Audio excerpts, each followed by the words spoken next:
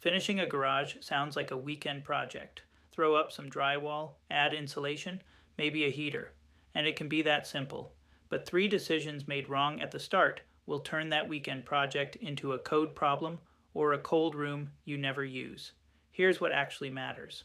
I'm Jason Hammond. I've finished garages and I've seen the mistakes that people make when they skip the planning. This is what I'd work through before I touched a single sheet of drywall. First, if the garage shares a ceiling or wall with living space above or beside it, bedrooms, a family room, anything, that common assembly has to be fire rated. In most jurisdictions, that means 5/8 inch type X drywall on the garage side, taped and mudded, with no penetrations that aren't fire stopped. This isn't optional. A garage fire is supposed to be held out of the living space for a minimum of 15 minutes by that assembly. If you're thinking about converting the garage into living space, full conversion, you need a permit because this is the non-negotiable piece of it. Second, heat. A standalone garage needs its own heat source. It can't be on the house HVAC.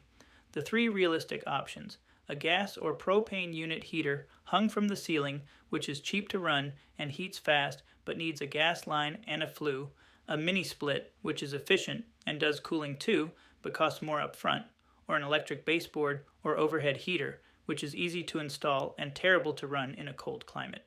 Decide this before you insulate, because the HVAC rough-in and the combustion air requirements for a gas unit heater affect where you put insulation and how you seal the space. Third, insulation and vapor control. A garage wall is not the same as a house wall. The floor doesn't have a finished basement or crawl below it, which means cold comes up from the slab. Insulate the walls, but the slab itself is the hardest thing to fix after the fact. For the walls, faced bats with the vapor barrier toward the heated side, same as the house, then drywall over. Don't overthink the vapor barrier on a garage unless you're converting to living space. Fourth, the floor. If you're finishing the garage but keeping it as a garage, the floor is the last thing to do and the most durable upgrade you can make.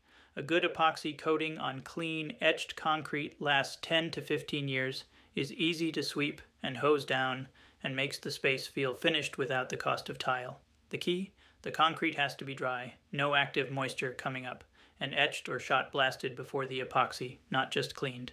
Most DIY epoxy failures are preparation failures. And the permit question.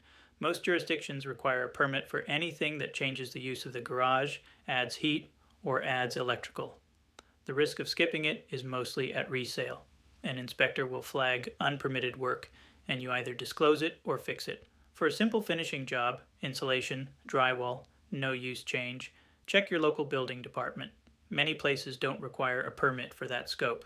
If you've got a garage you're thinking about finishing and you want to read on what the right sequence is for your situation, send me photos.